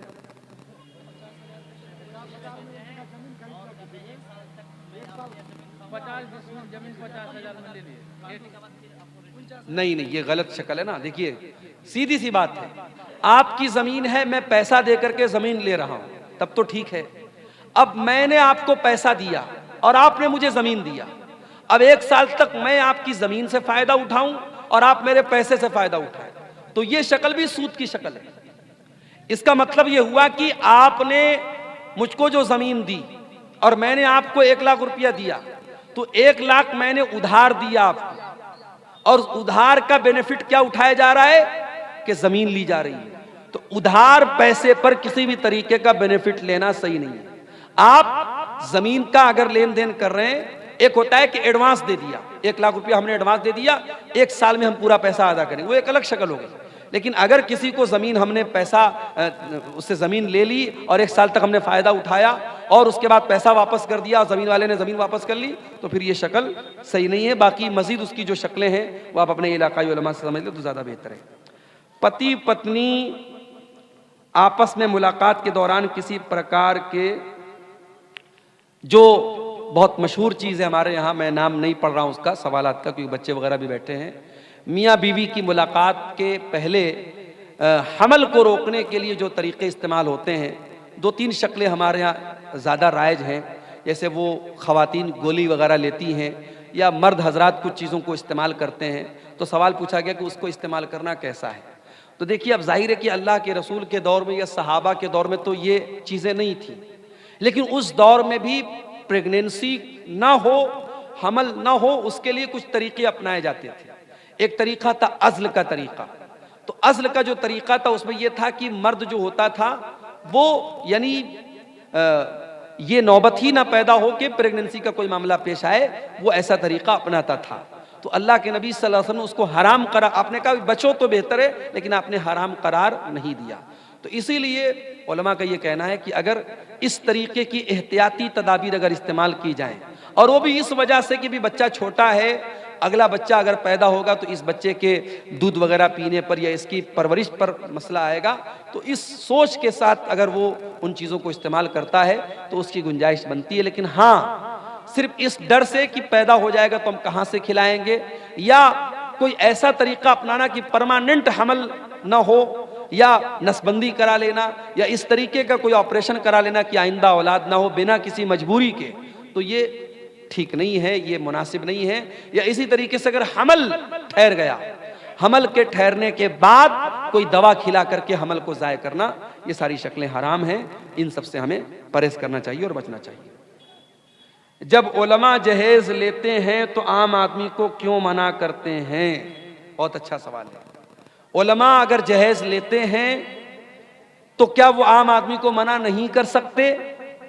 अगर आलिम का काम तकरीर करना है, बयान करना है, और जब वो शादी का मसला बयान करेगा तो क्या इस वजह से कि उसने कभी जहेज लिया था, क्या वो इसको जायज करार दे? नहीं।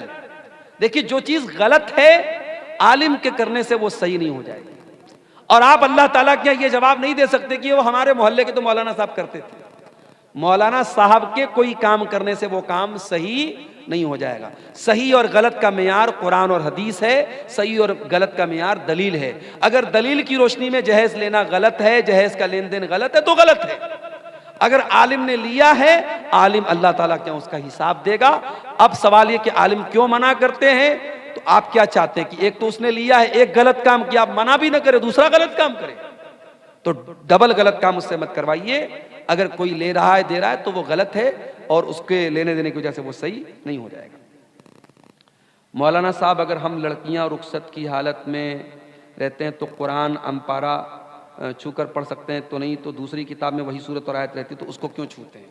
देखिए, बहुत अच्छा सवाल है कि जब औरतें पीरियड में हों, तो अब एक सवाल यह है कि पीरियड की हालत में औरत कुरान को छू सकती है या नहीं। एक मसला यह कि कुरान को छू सकती है या नहीं, और एक मसला है कि कोई किताब है, कोई रिसाला है, कोई मैगजीन है, उसमें कुरान लिखा हुआ है, उसमें आयत लिखी हुई, उसको छू सकती है कि नहीं। तो देखिए, जो हुक्म कुरान का है वही हुक्म उस मैगजीन और रिसाले का नहीं हो सकता है। इसलिए कि आप देखिए कि अल्लाह के नबी सल्लल्लाहु अलैहि वसल्लम ने बादशाहों को लेटर लिखा और उसमें बिस्मिल्लाहिर्रहमानिर्रहीम भी लिखा, कुरान की आयत भी लिखी, और बादशाह लोग जाहिर काफिर थे, उनके हाथ में वो लेटर गया, इसका मतलब कि एक जरूरत के तहत वो लेटर उनको दिया गया। तो औरत अगर कुरान को छू रही है और किसी किताब को छू रही है, दोनों बराबर नहीं है, एक बात। दूसरी बात यह कि पीरियड की हालत में औरत अगर दस्ताने के जरिए या दुपट्टे के जरिए कुरान को छुए तो बेहतर है, डायरेक्ट ना छुए।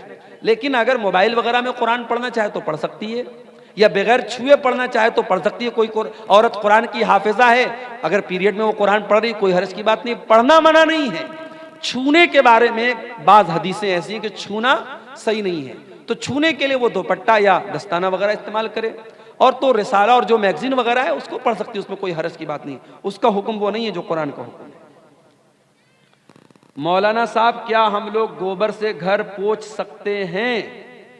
देखिए, गोबर एक गंदगी की चीज है, गोबर एक गंदगी की चीज है, और इसीलिए हदीस में गोबर से इस्तिंजा करने से मना किया गया है।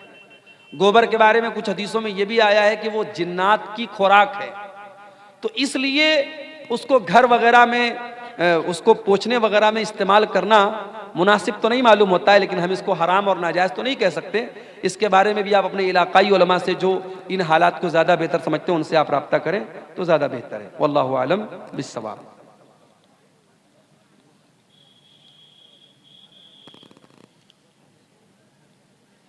ये किसी भाई ने 2000 रुपये का चंदा पेश किया है मदरसे के लिए, अल्लाह ताला उसके इस चंदे को कबूल फरमाए, और जो भी